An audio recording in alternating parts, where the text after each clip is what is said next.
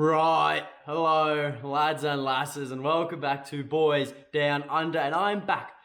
Loads of assessments at school and work going on, so I have been very unproductive with these videos, so I am sorry, and I do apologize for that. However, it is Derby week, but legitimately I have seen no news and no media hype heading into what could be a title clinching game, a title deciding game even, for this season. It has all been transfer news this week in terms of Celtic news, and there is a lot to round up prior to this huge weekend where we have to obviously cover, the Glasgow derby that at Celtic Park, which could send Celtic 9 points clear and make it virtually and almost so close to mathematically impossible for Rangers to catch up. But without further ado, let's get into it. So, where to begin? Because there's some good news, bad news, perplexing news, and interesting news. So we've got a lot to cover, and if you guys do like these roundup videos, I do suggest clicking that like button, subscribing to the channel, and turning on the notification, because you'll never miss a video of mine. But if you do like missing videos of mine, I don't suggest doing any of that. But please do, because I appreciate all of you guys who do. Regardless, let's start with the good news, which is Cameron Carter-Vickers.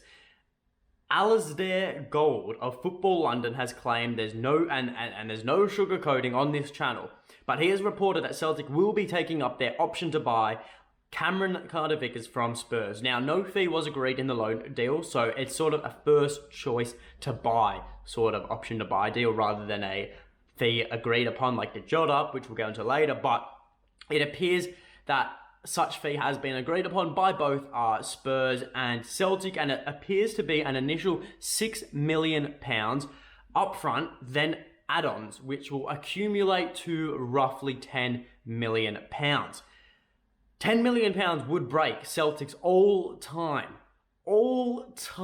transfer record, currently held by none other than French Eddie. And I am all for it. I am all for spending £10 million to guarantee Cameron Carter-Vickers' future at this club. He is the most solid defender we have had at this club and the most consistent defender we've had since, I'd say, Virgil van Dijk.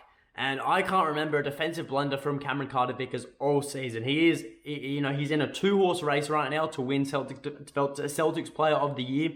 He's in the PFA Team of the Year. If we lose him, and I end up seeing him in a Premier League jersey next season, I will be absolutely furious. But while he may not be, a loud leader at the back, he may not be the voice. He may not lead with his. I don't even think he leads. But what he does do is he goes out there and he does the job that is instructed of him, instructed to him, and he does it at 120% every single game. He is built like an absolute brick shithouse, and honestly, I'd say it's a fair argument that he is one of the best centre-backs of all time. I instantly would put him ahead of Maldini and Nesta. So that's good news, though. Cameron Carter-Vickers appears like he's here to stay, and obviously if Celtic have agreed upon a fee with Tottenham, then that means that Cameron Carter-Vickers has indicated that he would like to remain at Celtic past this year. We can only what's the word? We can only suggest these things, but, it seems likely. Now, the bad, Jota. So, look, I'm over-exaggerating a bit. I'm using hyperbole, as they say in advanced English, but right now it all appears to be speculation, but I mentioned it briefly in some video a while back, but apparently Celtic are reluctant to pay the £6 million that it would require to get Jota on a permanent deal, because that is technically his release clause right now for Celtic. Now, the news is coming out that Celtic have actually already been scouting for his replacement. Now, this is because some outlets are reporting that Jota doesn't want to stay at Celtic past this year, and if Celtic can't keep him past this year, we need replacements. And so the report is we have earmarked someone already, and the name that has been propping up is an old foe of Glasgow Celtic, and arguably Greg Taylor's dad. It is Ola Solbakken, the winger from Bodo Glimt, who absolutely destroyed Celtic over two legs and arguably was player of the tie. Now, at 23 years old, he can play all across the forward line. He is very versatile. And the deal maker here is that we can acquire him for a mere £2 million, a third of the price of a Jota. Now, don't get me wrong, I will still pick Jota despite the fee, without a doubt. He has the chemistry with the squad, he already knows them. Clearly got a great relationship with the players around him, especially some like the likes of Kyogo, Ralston, Juranovic.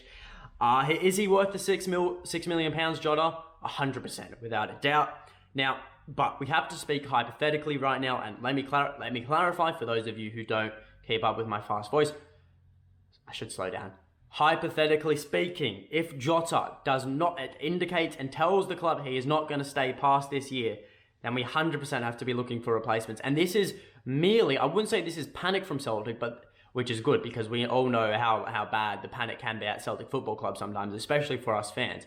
This is proactive from Celtic, looking for a replacement if necessary. Now that's the key term, if necessary, because first choice is Jota, and I'm sure every single Celtic fan out there will tell you that Jota, if you've got the option to pay $2 million for Ola Solbakken or $6 million for Jota, they will pay the $6 million for Jota. And you know, speaking though, still in hypothetical terms, we could do a lot worse though for £2 million than the guy who single-handedly embarrassed us and Greg Taylor, and sent Greg Taylor to the shops and sent us out of the Europa League, Conference League. Now, but it appears, according to Italian media page La Gazzetta dello Sport, Roma have a similar idea to Celtic, in which the phrase, I guess we could say, is if you can't beat them, buy them. Modern football. He has scored 3 goals against Mourinho's men over 2 group stage matches, and also are very interested in acquiring his services. But really, Jota, if you're watching this, I know you're not, but if you are, I am begging you to stay at Celtic Football Club. And to the Celtic board, I know you're not watching this, but if you are, give Benfica the money. Just give him the money, bring him here, give him what he wants, give him a villa, give him a nice big mansion on some isle somewhere. I don't know, but now we got to move on, because I'm talking about Jota too much, because really want him to stay. I wouldn't be mad if we brought in Solbakken. But I'd be so disappointed if Jota said he wanted to stay, but Celtic refused to pay the money. If Jota says he doesn't want to stay, that's his decision. But I will certainly, be in my room crying for a week straight. But elsewhere in the Celtic news, we are in the market for a new left back, it seems. Now, the Scottish Sun have reported Celtic were interested in acquiring Hammarby defender Mohanad Jeahze. I believe I've pronounced that last name. I've absolutely butchered it, I think. However, we're going to roll with it. I'm going to call him by his first name just because I don't want to butcher it anymore. Regardless, he is Swedish-born, but he represents Iraq. Now, Swedish reports have claimed that Celtic would not have to break the bank either for Mohanad. Now, a bid anywhere between 1.2 and 1.6 million pounds is said to be accepted by the Swedish club. And Mohanad has also spoken out himself about this speculation in regards to a move away from Hammarby, saying he'd only consider leaving Hammarby for, quote, a better opportunity, end quote.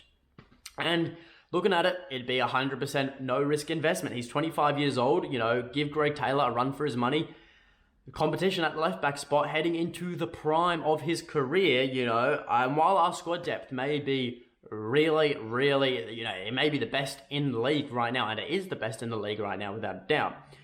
With UCL, that's Champions League football on the horizon, we need a squad depth, because fixture congestion is going to be terrible. And, it's not going to be fixture congestion in the Europa League and the Scottish Premiership. It's going to be in the Champions League.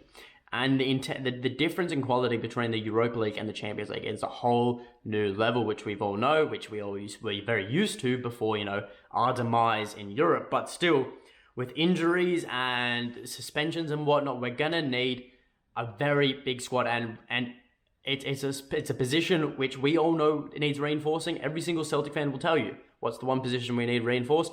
Left back, 110%. So this is very proactive from Celtic if they are looking to get this deal done. Obviously, it doesn't have to be Mohanad. Now, I haven't seen anything of his highlights, but I do trust Ange's judgment. So, and whoever Ange goes for, well, especially with these players in the smaller nations and leagues, I think they're diamonds in the rough. So I would certainly, no matter who Ange picks out and decides to sign, I will have faith in them from the beginning, no matter what the highlights show, unless they show they can barely run. Regardless, finally, and very, very quickly, I'm not going to spend too much time on this, but Alexandre Mendy. Celtic apparently had a bid rejected for him, somewhere around the £2 million mark. You know, he's a French striker, 28 years old, currently in League 2, which is the French second division. Now, if we signed him, he would come in as a third striker. But I don't see the need. I know I just spoke completely about the need to reinforce because of UCL football and whatnot, but he'd come in as a third striker. And I know I talked about reinforcements, but even if a Yeti leaves, which seems destined to do so, Kyogo and Giacomakis are our top two options, given. Jeahze and Maida right now would be our third option. I'd say he's ahead of a Yeti without a doubt. So, and then the fourth option, you know, there's only one striker on the field. I think the fourth option should go to a youth player, you know, for example, Joey Dawson. Remember him? You know, big, tall, 6'4", ranger. You know, yeah, but still, like, ranger is not the best term to use, but we allow it here. Anyways, regardless, that's what I'm saying. I don't think we need to be in the market for a striker. However, I do definitely think that there are other positions like left back, which I do think we need reinforcing in. But that is all from me. So remember to leave a like, remember to subscribe to the channel, and leave in the comments below what are your thoughts on all this transfer news, and is there anyone in particular you would like to see Celtic bring into the club, whether it be Ola Solbakken, Mohanad, Jeahze, or anyone else that you guys have scouted out yourselves? Would you want us to tap back into the Japanese market, Australian market? Who knows? Leave it in the comments below. Tomorrow we will be previewing the final Glasgow derby of the season. And until then, and until next time, hail, hail.